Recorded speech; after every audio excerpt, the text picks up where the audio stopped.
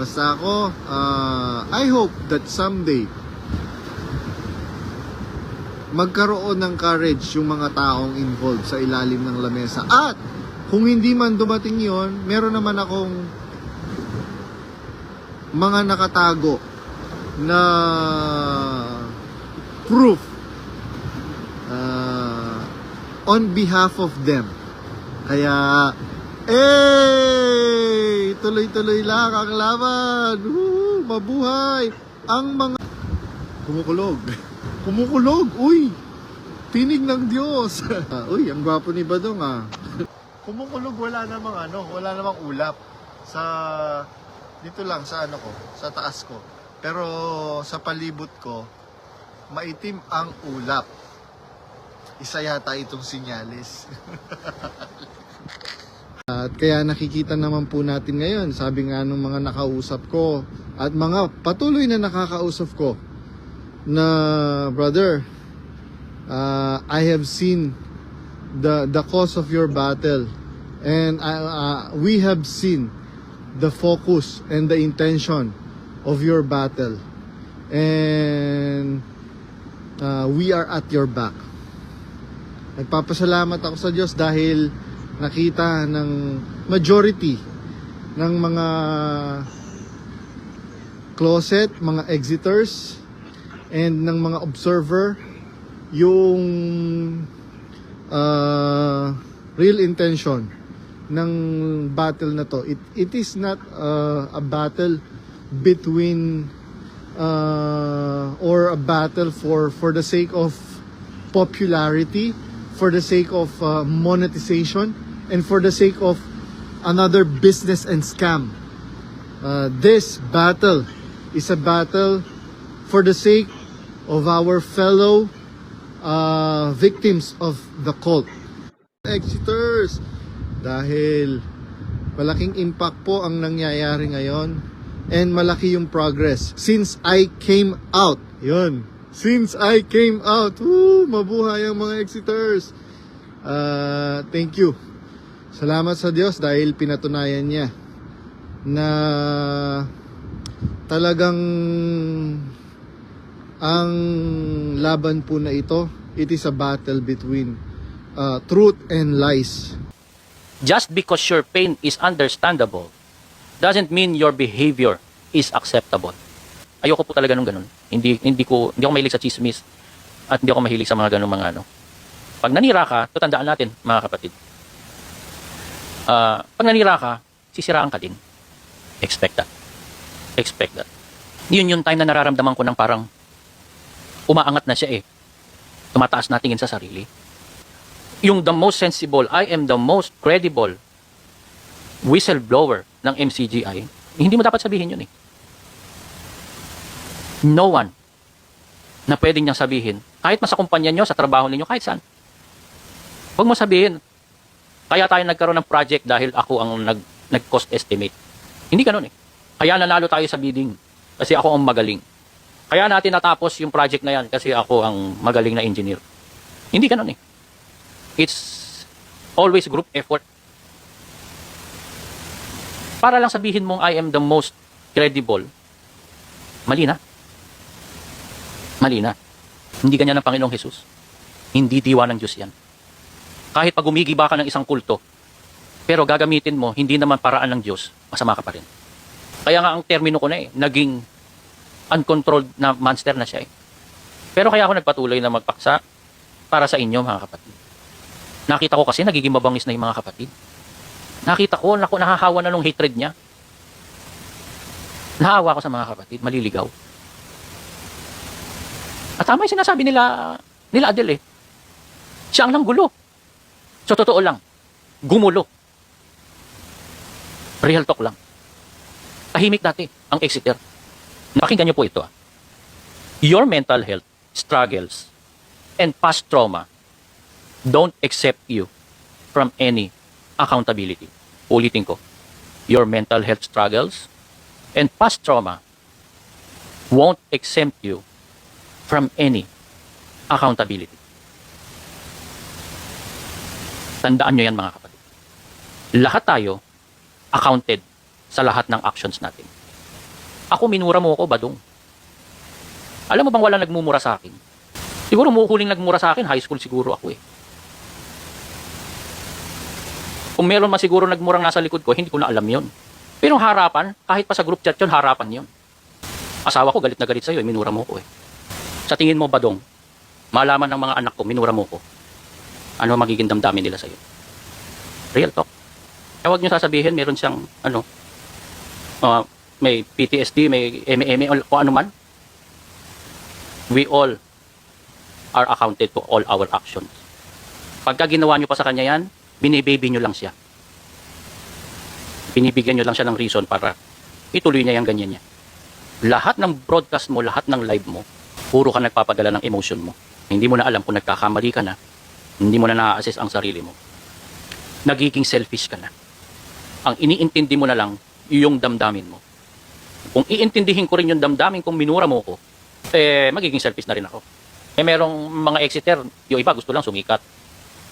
Merong exiter gusto maging relevant. Ako rin, di raw ako relevant sabi ni Badong. Mas may relevance ako sa iyo. Hindi ako nagmamayabang. Itinutuwid lang kita. Nakita mo kung ano nagagawa ng pagyayabang? Magbabackfire sa iyo yan. Kaya, low-key ka lang. Low-key ka lang. Chill-chill ka lang. Huwag mayabang. Kaya pag nagyabang ka na, hindi mo alam. Nagyayabang ka. Alam mo, galing-galing mo. Katangahan na pala yung sinasabi mo. Di ba? So, huwag mayabang. Kaya, don't tell me about relevance, Badong. Tapos magsasalita pa, hindi mo kaya si Badong. Hindi, si Badong, laging ganun eh. Masakit sa tenga, yung si Badong. Hindi nyo kaya si Badong. Para ka ng ang kuya. Parehas kayo. Di ba ang tawag ng mga tao na ang kuya? Title na. Yung si Badong mo, title na yun eh. Again, ang saway na hayag, mas maigi yung kaysa pag-ibig na nakakubli. Marunong ka magsabi ng masakit, matuto ka rin tumanggap ng masakit. Dahil mas masakit ang katotohanan. Magkaiba kasi, yung nagyayabang sa nagsasabi ng totoo. Magyabang ka na magyabang, pag sinabihan ka ng totoo, tapos ang laban. Ako wala na akong pakialam eh. So, bahala na siya kung i-claim niya. I don't care anymore. Hindi, ako nagtitrip lang ako.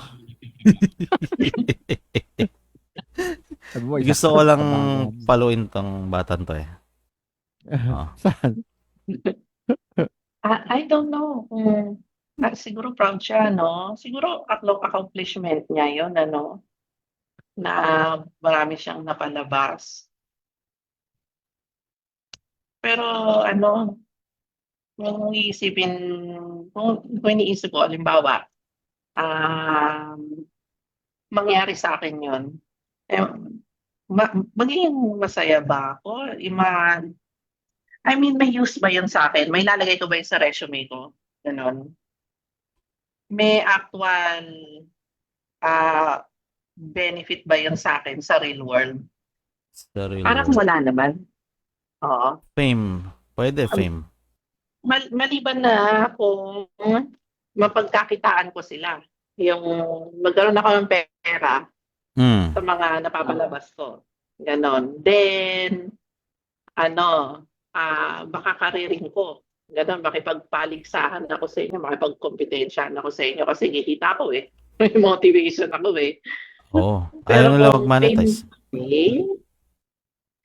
Fame, yun nga lang, MCG, ay napaka-niche na yan eh.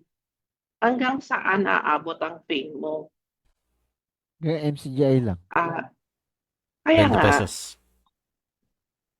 so para sa akin, wala ako nakikitang value sa sa ganyang fame. So, kung gusto niya yung trophy na yan, kanya na.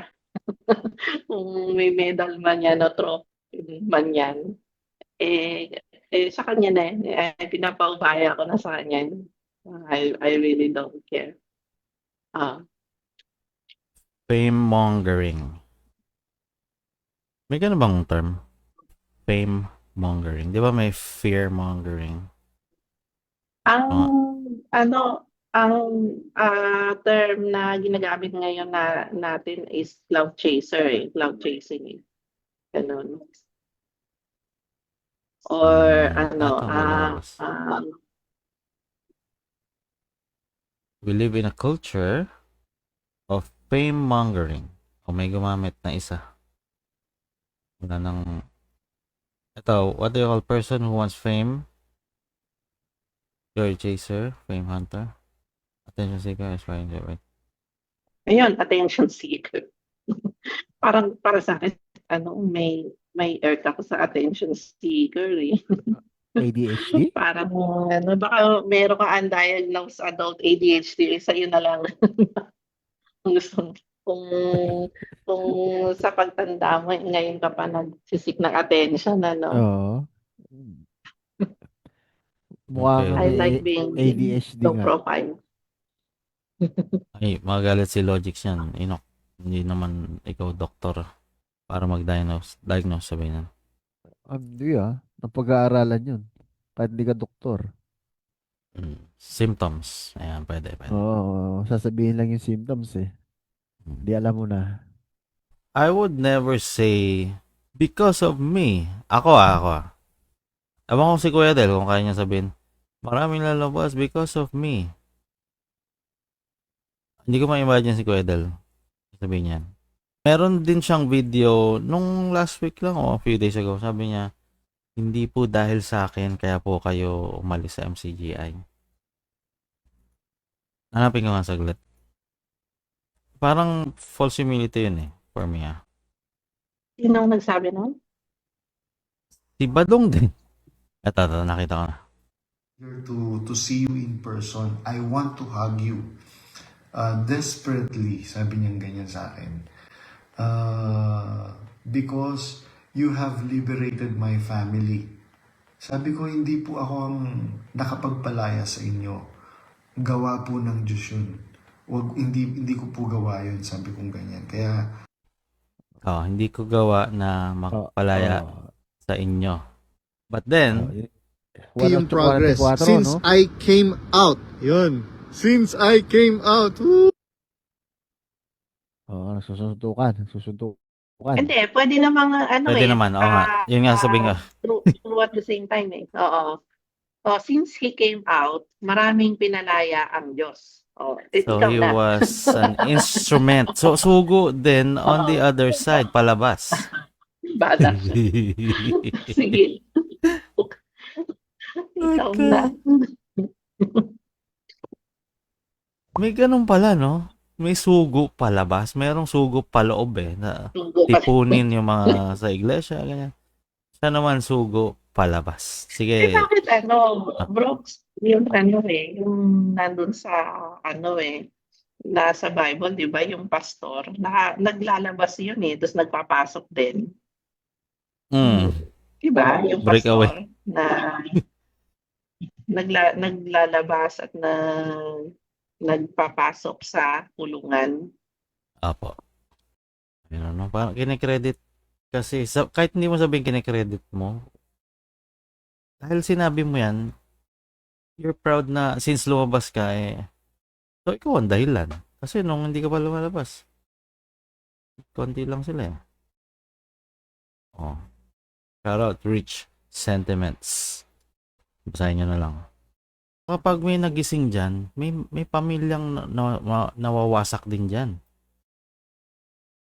Kala mo yung pagpasok lang sa loob, yung paglabas din. Oo, Brooks. Kaya maselan May din yan. yung napakaselan ng pagpapalabas. Hindi nga tayo nakagaya lang din yan ng pag-iingat mo na madox yung isang informant na bakaselan. It could mean relationship na mag-asawa. It could mean mag-iwalay sila. It could mean mawawala ng sustento ang isang senior. Mawawalan siya magiging homeless siya. It could mean your life. Kung halimbawa, sustentado ka ng mga gamot at ng kulto, ng lokal niyo. So, kung maputol yun, it could mean your life. Tapos magpapalabas ka lang na magpapalabas. Ano mo yun? Sa akin na lang, dudugtungan ko na lang yung sinabi ni Ate Ansat kasi andun na lahat yun yung sa branding. ang hindi kasi napapansin ng ibang listeners no na ni Badong is yung itong subliminal messages na yung ginagawa, messaging na ginagawa niya. Yan yung inabuso sa atin ni Soriano that time eh. Hindi natin namamalayan yung mga ganyan not until na yung nakalabas na tayo, nakita natin yung POV outside MCGI. Kaya effective yung ginagawa ni Badong na ganyan right now is pagkatapos siyang i-claim niya, di ba? I-claim niya na hindi na low-key claiming lang. Parang hindi totally talaga na sinasabi niyang siya. Although kitang-kita naman sa mga video na napapanood natin. And then right after that, parang ito, kung nasa gitna ka ng video na ito yung sinabi niya naman, paparin ko sa inyo. Ako, nagpapasalamat ako sa Diyos. As I've said on my previous videos, and I will repeatedly say it, mga kapatid, na I am not here for publicity. I am not here for fame. I am not here for monetization. I am not here for whatsoever, mga kapatid. I am just here to help na mabuuli yung mga pamilyang nasisira. Mabuuli yung pagkakaibigang nawala. Mabuuli yung pagsasama ng mag-asawa. Yung relationship ng magulang at ng anak sa magulang dahil sa paninira ng maling doktrina, maling katuruan, maling aral ni Daniel Rason. It's really good to hear, di ba? Na may someone concerned, di ba? Pag ikaw bago ka pa ng closet or etc., parang ang ganda pakinggan. But wait, baka nakakalimutan natin na si JR Badong lumabas siya not because of that. Lumabas siya dahil na-scam siya ng nanay ni Daniel Rason.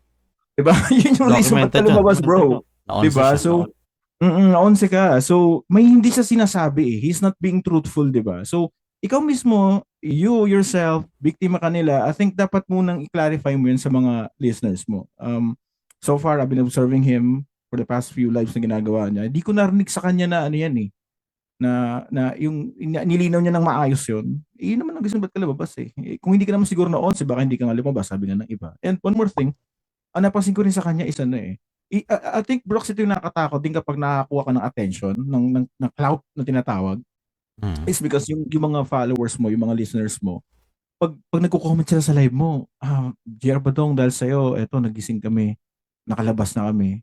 And then ikaw din, nalalasing ka sa ganun, di ba? Nalalango ka to the point na even yourself, you're denying it na hindi pa ako niyan, pero look at you, at the same time, may mga low-key parts ng lives mo na you're claiming it somehow, di ba? So, yun yung mahirap, no? I mean, anyway, it's really funny at the same time. Ayun lang po. Opo. May similarity ka pa rin kay Bes. Si Bes he used the word of God.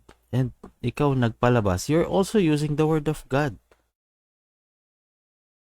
At subliminal messages and I don't know, charisma. Mas gusto ko mag-exit yung tao dahil sa critical thinking nila, diba? Mas makakapag-decide sila sa sarili nila kung ano dapat nilang gawin. Ano. Kasi para sa akin, yung mabubuhay ka sa kasinungalingan, mas mahirap yun. Mas mabuti yung mabuhay ka sa totoo, sa realidad. Diba? Yung aalis ka for the right reason. Kung naloko ka, kung nadapa ka, alam mo bakit ka nadapa, ba't ka naloko. Para next time, di na mauulit sa iyo. Pero kung yung e-exit ka lang dahil sa chismis, sa paninira, sa kapwa mo tao, parang na wala namang ebidensya, wala namang batayan. Parang para sa akin ang pangit. Pero lalabas kayo dahil sa mga chismis, ay nako, diyan na lang po kayo sa loob, mas mapapabuti pa kayo.